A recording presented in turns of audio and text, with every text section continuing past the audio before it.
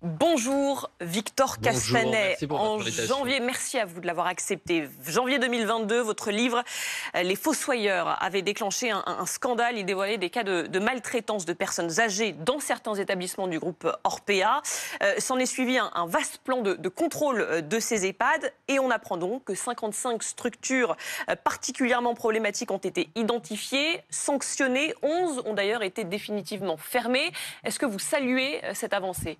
Il faut toujours saluer quand il y a un système de contrôle qui se montre plus efficace que ce qu'il était.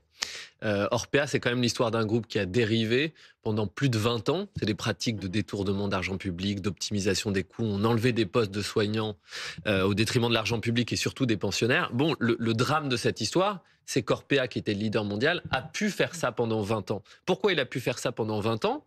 D'ailleurs, c'était à l'époque Jean-Christophe Combe, le ministre de l'Autonomie, qui avait avoué ça au sein de l'hémicycle. Il avait dit, en général, en France, un EHPAD est contrôlé en moyenne tous les 20 ans.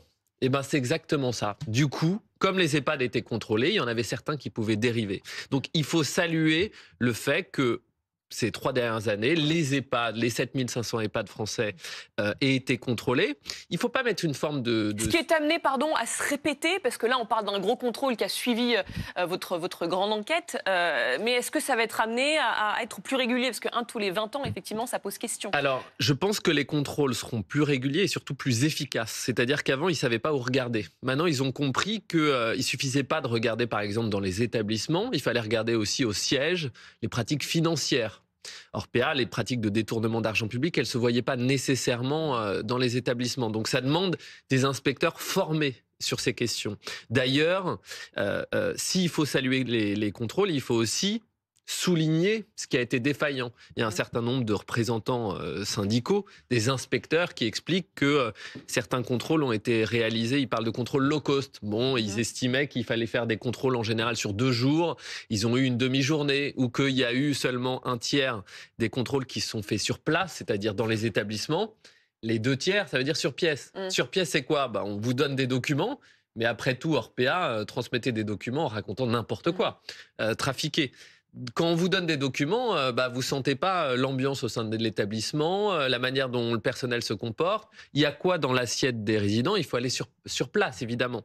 Donc, on peut que souhaiter... Et ça concerne d'ailleurs, dans ce cas précis, un tiers des contrôles. Ouais, il n'y a qu'un tiers des contrôles où il y a eu des contrôles... Des déplacements sur place. Sur site, exactement. Et ce que ça raconte aussi...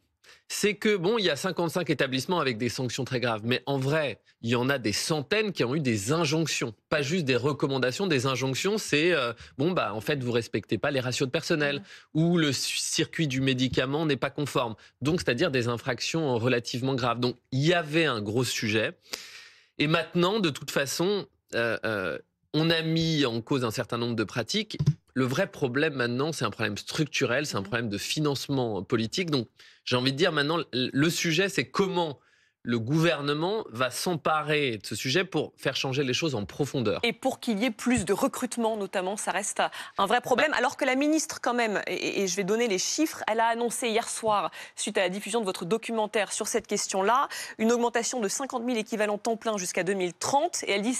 cette année, ce qui a été budgété, c'est 6 500 équivalents temps plein supplémentaires pour cette année 2025. Donc, ça bouge, mais pas assez là-dessus. Oui, ça bouge. En fait, toute la question de ce secteur, c'est pas un scoop, c'est que tant qu'on sera à ces ratios de personnel qui sont en gros à 6,5 pour 10, c'est-à-dire qu'il y a à peu près 6 soignants pour 10 résidents, alors que dans des pays du nord de l'Europe comme la Suède, vous êtes à 10 sur 10.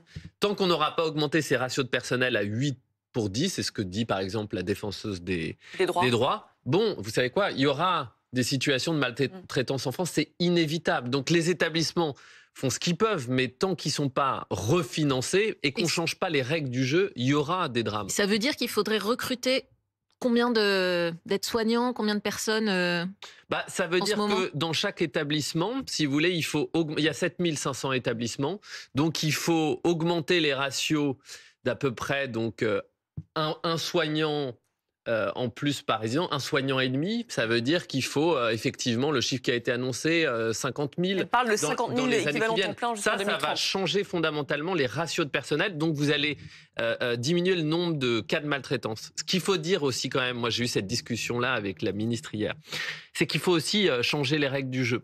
C'est-à-dire qu'aujourd'hui, moi, je m'en suis rendu compte dans mon enquête et je m'en rends compte tous les jours. Quand vous êtes une famille et que vous vous retrouvez un peu dans l'urgence à devoir placer votre maman, votre papa ou vos grands-parents, vous avez le choix entre des établissements. C'est impossible de pouvoir comparer. Personne ne peut vous dire que cet EHPAD est mieux qu'un autre. Donc, en fait, vous faites au pif, là où il y a de la place, souvent d'ailleurs conseillés par des boîtes qui vous placent, qui vous trouvent une place et qui sont commissionnés par les groupes. Moi, je pense depuis des années, comme un certain nombre d'acteurs du secteur, qu'il faut mettre en place des indicateurs, c'est-à-dire des indicateurs de qualité. C'est-à-dire, il y a combien d'effectifs dans votre EHPAD? C'est quoi le taux de turnover?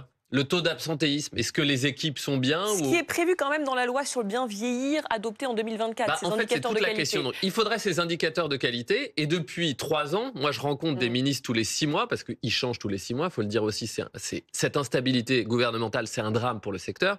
Je rencontre des ministres qui, tous les 6 mois, me disent dans 6 mois, les indicateurs de qualité seront publiés et les gens pourront aller sur un site internet et Mais comparer. c'est pas encore mis en place, c'est ce que vous nous dites. Non, c'est pas encore mis en place et il faut comprendre pourquoi c'est pas mis en place. Moi, je me suis posé souvent la question et il y a beaucoup d'acteurs du secteur qui vous disent mais pourquoi c'est pas mis en place?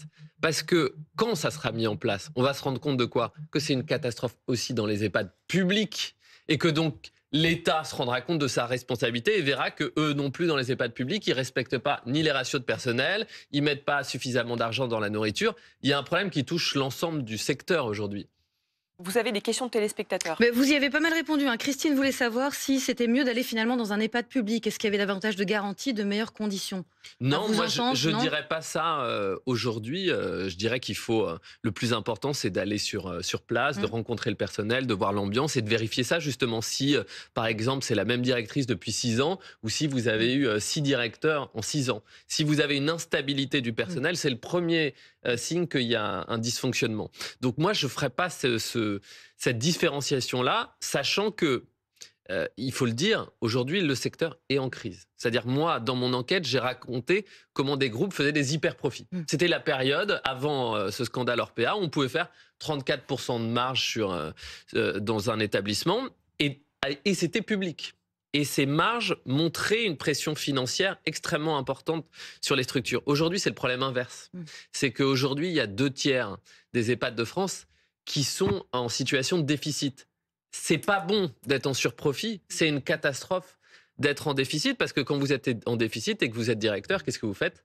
Vous êtes obligé de rogner sur les coûts, vous allez enlever un poste là, vous allez diminuer un peu sur la nourriture, vous allez nécessairement dégrader la qualité.